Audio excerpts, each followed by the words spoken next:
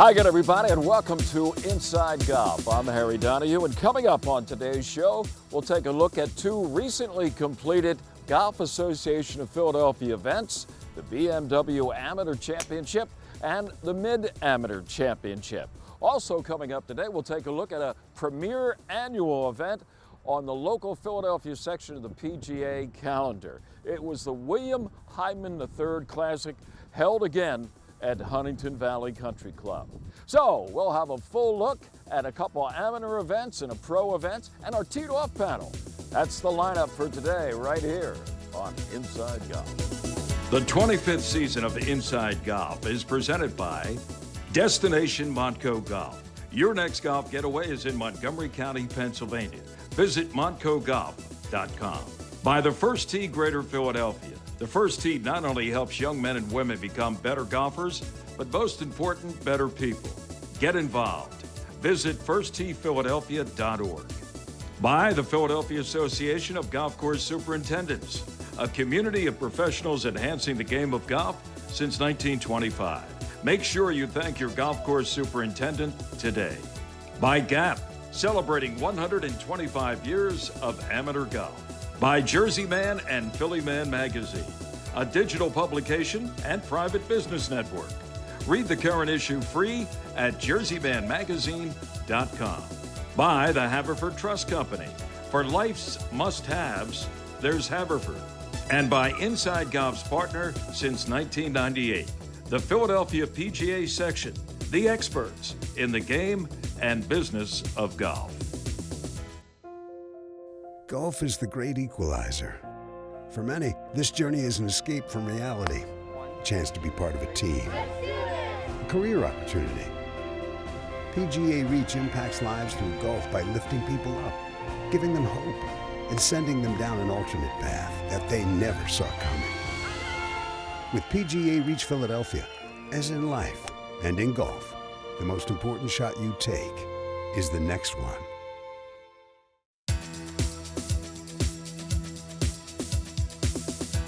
Welcome back to Inside Golf. You know, this year, the Golf Association of Philadelphia is celebrating its 125th anniversary.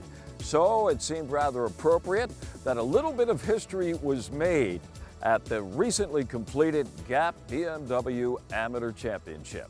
And here to tell us all about it from Gap is Marty Emino. Thank you, Harry. It was a historic day for the 122nd BMW Philadelphia Amateur Championship at Philadelphia Country Club.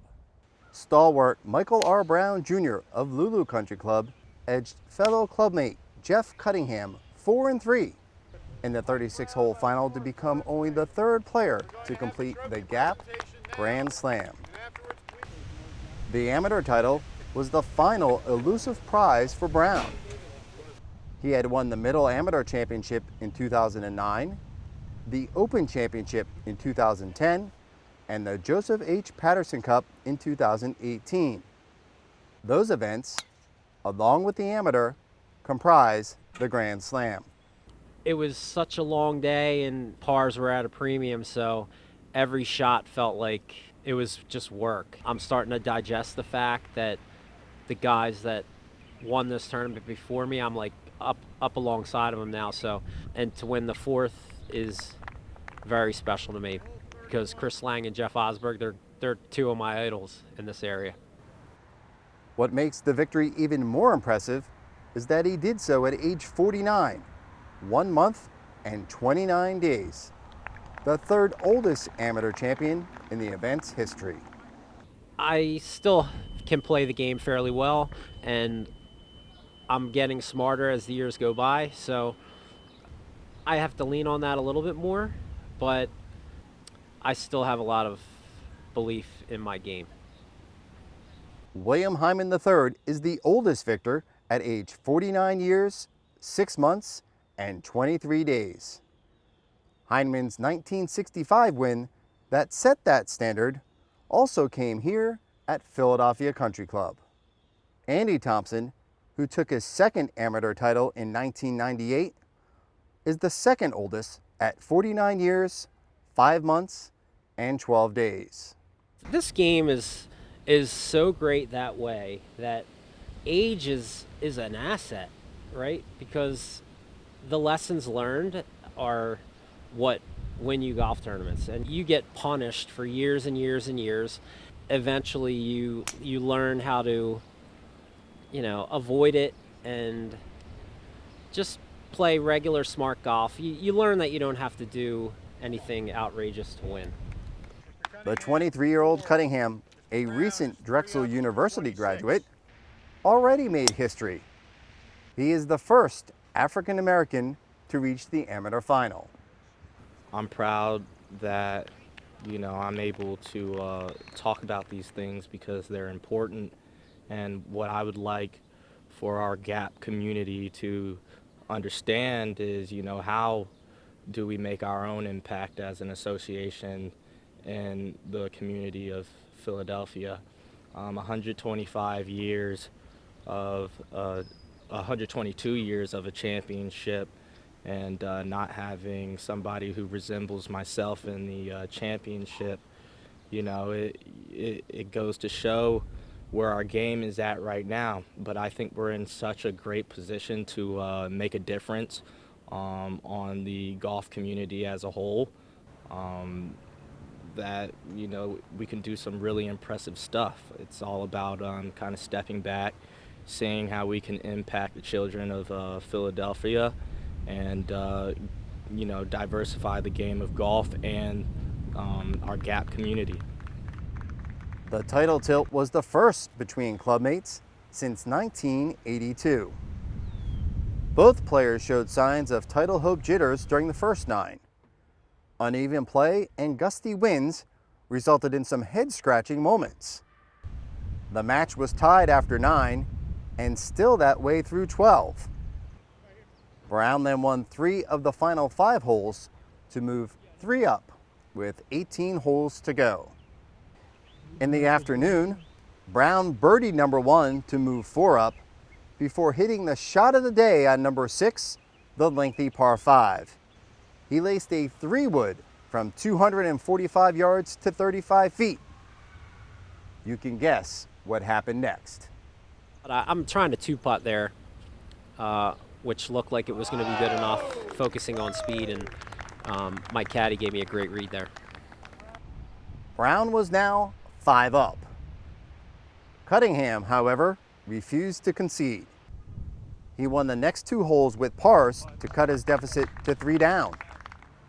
He had this look on number 9 to cut even farther into Brown's lead, but left the birdie try a few rolls short. Brown won number 10 with a bogey, and Cunningham took number 12 after reaching the par 5 and 2 and 2-putting for birdie. 3 holes later, Brown rocketed a 3-iron on the uphill par 3 15th to 20 feet. Cunningham had tee trouble. Brown, needing a par to win, rolled this short one into the cup to claim GAP's oldest championship. I actually never even considered that the match might end there until after he hit his shot, and I'm thinking a par here is going to win the tournament most likely, and I hit that was probably one of the best shots I hit all week. Just hit it right on the button. By taking the amateur championship, Brown has now won every major amateur title in the tri-state area in the last 3 years. The Maple Shade, New Jersey resident took the 2020 Pennsylvania amateur title, as well as the 2021 New Jersey amateur title and 2021 Delaware State amateur title. Not too bad for an old guy. A few weeks earlier, at the Middle Amateur Championship, Troy Vannucci started his own Grand Slam quest. The diminutive Little Mill Country Club member defeated Sean Flanagan of Philadelphia Pub Links in a 4-hole aggregate playoff, 14 strokes to 16 strokes, at Jericho National Golf Club. Both players finished the 36 holes of regulation at 3 under. It's hard. I mean, they say it's hard, and better believe it. Vannucci's name now resides on the same Middle Amateur trophy that Highland won in 2018 at Lanark. The win was long overdue for Vannucci. He recorded a few close calls the last few seasons in a few different arenas. Last year in Gap, he made it to the BMW Philadelphia Amateur quarterfinals a week after earning runner-up honors in the New Jersey State MidAm.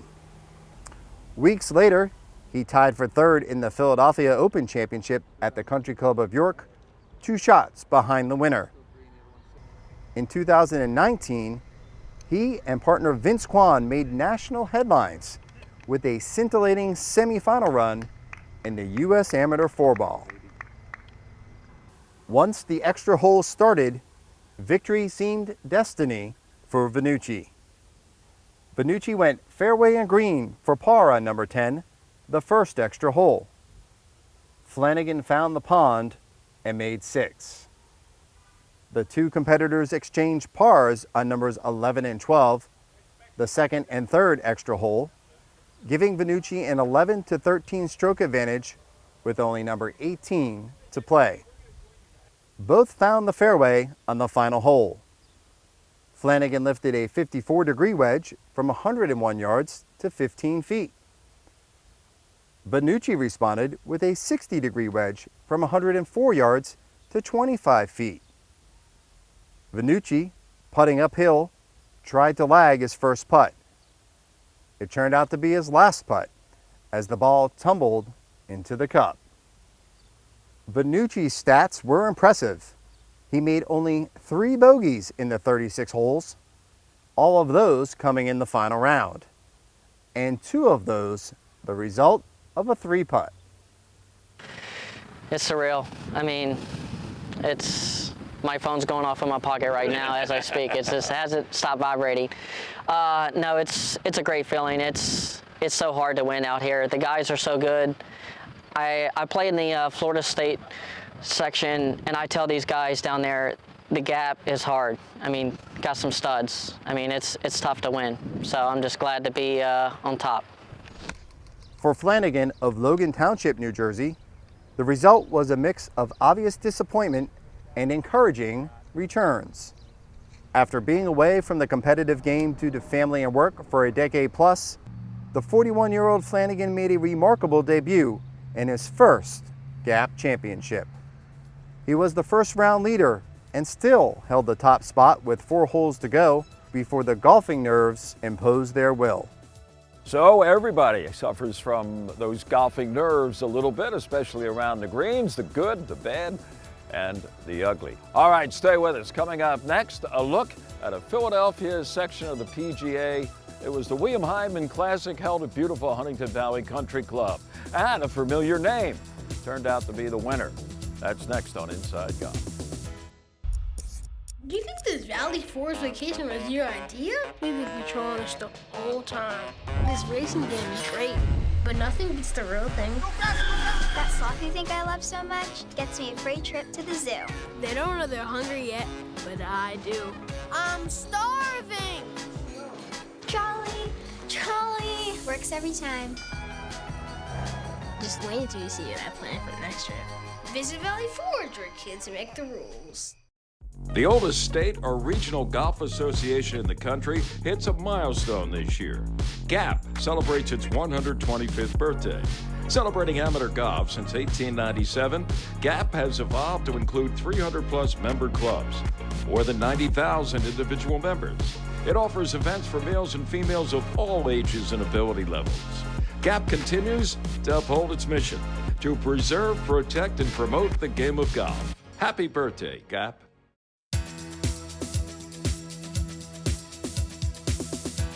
Welcome back to Inside Golf. The name Billy Hyndman was known in golf circles not only in the Philadelphia area, but around the world. Arguably, he was one of the top American and international amateurs of all time. And what a legacy he's left behind. Now, in its more than 40 years, the William Hyndman Classic has been a major premier event on the Philadelphia section of the PGA's annual schedule. It was held recently at Mr. Hyndman's old club, Huntington Valley Country Club. I attended maybe one of the first ones back in the early 80s. Very nice honor that the PGA section had to have in my grandfather's name. At the time, it wasn't a memorial because he was still around, for a long time, but it was a great recognition for the section to have an event in honor of an amateur golfer. So I think it's great that this tournament allows his legacy to continue, and I think the most important thing about that is that the local players and amateur players can learn from his example that golf is a lifelong game, golf lasts forever, and he played most of his greatest golf from age 40 to into his 70s, played in the U.S. Senior Open up until age 72. The Hyndman Classic is one of the section's premier events. It has a rich history in our section. When you look at the trophy, it has the names of the greatest players in the section over the past 40 years. And as Bill alluded to, the really cool thing I think about this event is the legacy that it continues to harbor for Mr. Hyndman. As Bill was saying, that some of the new golf professionals coming in the section that may have never even heard of him, they get to play the golf course, and the tee boxes have highlights of his career, and you're a big part of that, and the communication that we do around the tournament. So really can't thank Bill and the Hyndman family enough, and obviously our other sponsors for the event, but it's certainly a big part of our history. The Hyndman family continues to give back to the game. Bill Hyndman V is the executive director of the First Tee of Philadelphia, giving young people a chance to learn the game. Golf's been very good to me, it's been very good to our family, and I'm very lucky to have an opportunity to be able to give back to the great game and help bring the game of golf to many, many kids, and especially with the First Tee kids who would normally not have the opportunity to play golf. We're able to get them playing golf, developing their character, and playing the lifelong game. William Hyndman III competed in a number of those early tournaments, something not overlooked by Golf World magazine. In the early years of the event, he did win it. I know he shot 1 under. I believe he was 65 or 66. Very hot day. But it was really special for him to win the tournament because Golf World magazine at the time had a headline of him being a rude host. This year's winner of the Classic was Philadelphia PGA member Parks Price from Country Club of York. Parks had an impressively unique scorecard. He made 17 pars and 1 birdie. That birdie came on the par 4 9th hole. It was a good day out there, kept the card clean, so that's always fun, but a lot of 5-footers. If you can not make 5, or if you can make 5-footers, that's the name of the game. Saves that bogey. Parks recognizes how special it is to have his name engraved on the cup. Really cool. Didn't expect this, but always a chance. But you never know. But putting my name on something, history in the Philadelphia section, you really can't go wrong with that. Parks Price, no stranger to inside golf. Remember, it was just last year that Parks won the big check at the Haverford Classic, and he's going to be celebrating once again his victory this year at the Hyndman Classic. All right, stay with us. Coming up next, do you make excuses when it comes to golf and maybe some bad shots? We've all heard them. Well, we haven't heard them all. That's next with our teed off panel. Right. Yeah.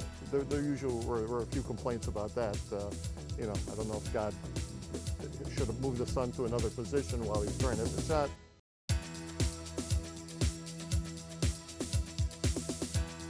Welcome back. Inside Golf now continues. We're on the sunny back deck at Lulu Country Club in Upper Dublin Township. Beautiful day to play the game or talk about it like we're going to do here for the next few minutes with Joe Giuliano. For years, he was a staple when you picked up your morning copy of the Inquirer, especially during a major or something like that.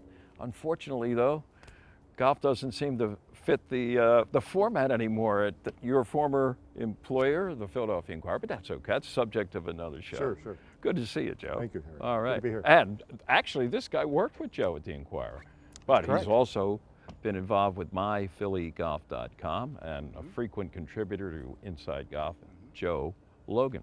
Joe, I'm not saying you make excuses sometimes when you're playing the game as to why you hit a bad shot, but I'm sure you have heard a lot of excuses. What are some of your favorites, shall we say, or most outrageous excuses you've heard golfers use? Somebody hits one that goes about that far, say that didn't happen, and if you say it did, I'll call you a liar. That's right. Picked that right up Wow. and hit it again, you know. Was he your partner in the foursome? No, it was or- actually me. You know, okay. I hear people all the time say I'm limited by my own talent. So what do you expect? I mean, I hit it out of bounds, you know, because that's how good I am or not good. How about some of your faves? Well, I had some faves going back to my days as a caddy. So I Where'd you caddy most of the time? Country Club of Scranton. Oh, That's okay. my home area. Yeah, pretty good spot. Yeah, really. But there's a road that goes up the middle of the course, pretty much goes up the middle of the course. And you could always hear, if you were caddying, invariably you would hear a horn go off as the guy was going down the road trying to, you know, hey, golfers, how about this? Oh, yeah. And I would have loops that where guys would say, oh man, you know, they yell at them or say something awful or obscene or a little gesturing or whatever, but that was And all. some would just, hey, they've heard it enough times it doesn't bother them at all, Well, right? Not that many? Not in the crew that I used to caddy for, but yeah, you know, that kind of stuff. And then like Joe was saying, you know, like, you know, dub shots or whatever maybe didn't get counted in the score, like, you know, taking a mulligan on it or just maybe hitting it again like it didn't happen, you know, that kind of thing. And then, of course, people in the woods or, you know, whatever with the foot wedge and everything, like, you know, Judge Smales, you know, he would move the ball Well. a little bit there. So, yeah, something like that as well. But, you know, I think the biggest problem was, like we're talking about shadows. You know, guys who were getting ready to address the ball and their shadow is right over the ball. Yeah. There usually were a few complaints about that. You know, I don't know if God should have moved the sun to another position while he was trying to hit the shot. Or come out and play in cloudy days only. Right, I have no idea, yeah. Yeah, wait for those clouds to pull over. But how about people can hear other golfers like on another hole or something like that? Have you been exposed to anything like that? You know, they used to say Colin Montgomery could hear a butterfly kicking up a fuss 2 fairways over. I know a lot of people like that. These rabbit ears, they hear anything that, you know, makes them hit a bad shot or makes them stop mid-shot. Those people just need to really evaluate their life and where they are. And I'll throw one out at both of you and tell me if you've ever heard it. A friend of mine, a high handicapper, very enjoyable guy though to play with, but he's had a share of not so good shots. And he would hit one and he'd top it and go 3 feet, and he'd look at his partner and say, "That's the worst shot I ever hit," and the partner would just look at him stone-faced and say, "No, it's not." You know? the worst is yet to come. Yeah, yeah. Or another friend of mine who will be anonymous would say after, you know, 2 holes of playing really horrible, you know, triple on the first, quadruple bogey on the second, he'd stand and hit his tee shot and go out of bounds on the third and say, I have no idea why I'm out here. And I would say occasionally, you know, that you're right. Why are you out here? You know, especially as my partner. But you know how it is. Golfers get so frustrated and they just make up outrageous excuses as to why they're having a bad day. Well, there's something too, like a guy will say, you know, like if you're on the green and you hit a putt and the guy will go, "Oh, hit it. You should have, if you hit it, you had it." And you're like, well, of course, of course I was. Right. You know, and the other one would be like, well, it's not going to hit you. It's not going to hurt. That shot's not going to hurt you. Well, I just hit it like 20 yards in the rough. Of course, it's going to hurt you.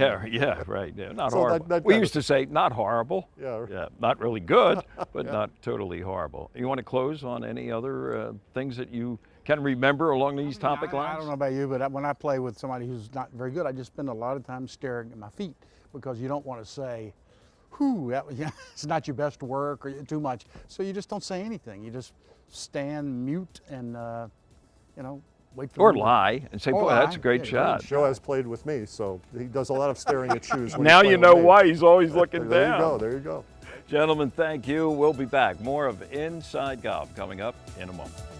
Designed by Donald Ross, Lulu Country Club is one of the premier private golf courses in Montgomery County. This classic 18-hole course boasts a new state-of-the-art clubhouse with many amenities for members to enjoy. Members are invited to play in events, tournaments, and enjoy guest privileges. For more information, contact membership at lulucc.com.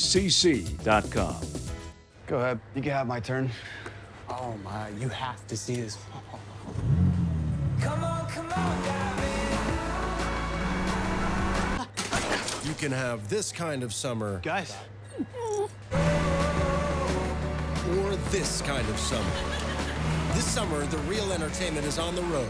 Don't miss out on your dream car during the BMW Summer On sales event. Receive a loyalty credit of up to $1,750 on select models now through August 1st. For over 2 decades, First Tee has created experiences that build character. We believe every kid deserves to feel supported, safe to try something new, and to be prepared for what comes next. We develop their swing, but more importantly, their inner strength. Because we know what's inside doesn't just count, it changes the game. Come join us at First Tee.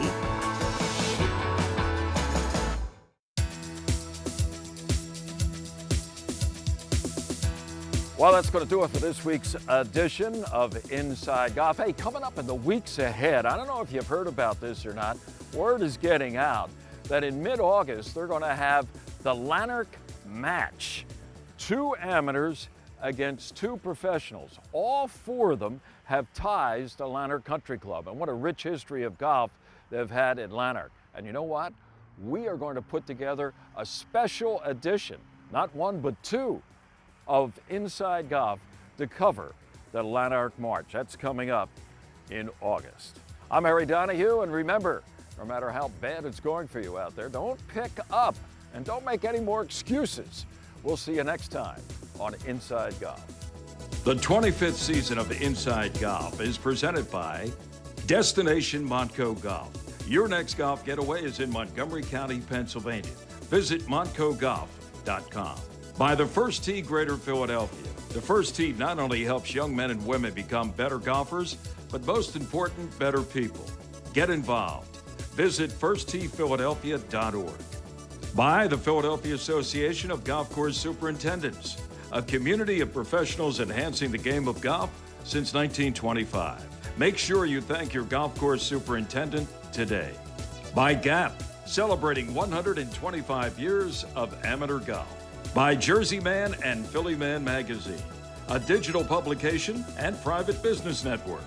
Read the current issue free at jerseymanmagazine.com. By the Haverford Trust Company. For life's must-haves, there's Haverford. And by Inside Golf's partner since 1998, the Philadelphia PGA Section, the experts in the game and business of golf.